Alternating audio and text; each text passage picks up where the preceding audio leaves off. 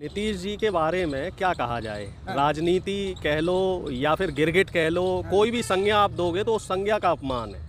इनके सामने तो मासूकाएं भी जो है अपने आप को शर्मिंदा महसूस करेंगी। और इवन मैं तो 2 दिन से न्यूज़ चैनल पे भी चीज़ें पढ़ रहा था, ट्विटर पे भी पढ़ रहा था, तो जो गोदी मीडिया के पत्रकार हैं वो भी शर्मसार है। अच्छा। वो भी कह रहे हैं कि नीतीश जी ने तो राजनीति को बिल्कुल घिनघिना दिया है। मतलब जितना एक राजनीति का स्तर गिर सकता है उससे भी ज़्यादा नीतीश जी चले गए बिल्कुल रसातल में। अब हमें एक बात आप बताइए, जब इनकी पार्टी नड्डा जी तोड़ने वाले थे तब तो ये भाग के आ गए लालू जी के पास और कांग्रेस के पास कि साहब वो पार्टी तोड़ रहे हैं, उद्धव ठाकरे वाला हमारा हाल कर रहे हैं। तो लालू जी को लगा कि चलो एक समाजवाद की विचारधारा का जेपी आंदोलन से निकला नेता है, इसकी पार्टी बचा देते, और आरजेडी ने इनको समर्थन दे दिया और सरकार बन गई।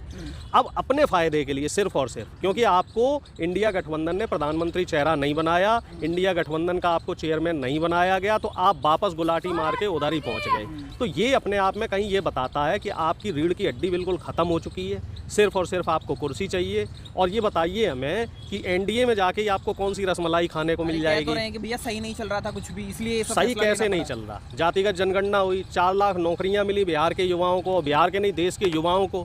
और नीतीश जी मुझे लग रहा है कि पिछले 8-10 साल में पहली बार खुल के बैटिंग कर पा रहे थे।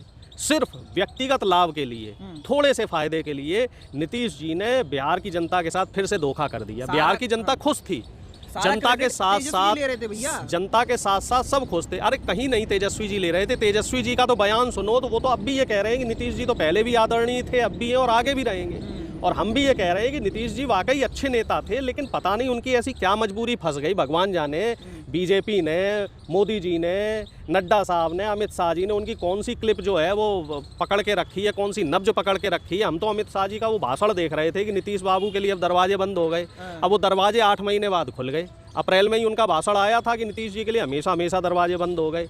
नीतीश जी ये कह रहे थे कि भैया मरना कबूल है लेकिन बीजेपी में जाना कबूल नहीं। अब वो पता नहीं कि भाई साल बदलते ही उनका जो कबूलनामा है वो भी खत्म हो गया और बीजेपी के जो बंद दरवाजे थे वो भी खुल गए। हमें तो ये समझ में नहीं आ रहा। अब वही एनडीए गठबंधन के नेता जो पहले पानी पी पी के नीतीश जी को गाली दे रहे थे, अब वो उनकी तारीफ में सिगूफे पड़ रहे हैं कि साहब बिहार का विकास रुक गया था, बिहार भ्रष्टाचार की तरफ चले जाने लगा था। हमें ये बताओ साहब कि नौकरियां मिलने लग गई, स्वास्थ्य व्यवस्था बढ़िया हो गई बिहार में, तो वो गर्द की तरफ जा रहा कि ऊपर की तरफ जा रहा। हाँ, ये जरूर मान सकते हैं कि बिहार जो है वो देश का सबसे अच्छा राज्य बनने वाला था। तो बीजेपी को उस चीज़ को रोकना है क्योंकि बीजेपी को देश को पीछे की तरफ ले जाना है। तो इस वजह से जरूर मैं मान सकता हूँ कि नीतीश को उन्होंने जो है ब्लैकमेल किया। और मैं पूरी जिम्मेदारी के साथ ये कह रहा हूँ कि साहब नीतीश जी ब्लैकमेल हुए हैं। इसी वजह से उन्होंने जो है अपनी महत्वाकांक्षा के चलते इस तरह का जो लिया है, डिसीजन लिया है। लेकिन तेजस्वी यादव भी तो कह रहे हैं कि हमारा भी खेला शुरू हो गया। बिल्कुल होगा साहब, हम कोई शांत थोड़े ही बैठेंगे। ये बताइए, नीतीश जी ने अपनी चाल चल दी, गुलाटी मार दी, बंदरों को भी शर्मिंदा कर दिया गुलाटी मार मार के, तो हम शांत थोड़े ही बैठेंगे।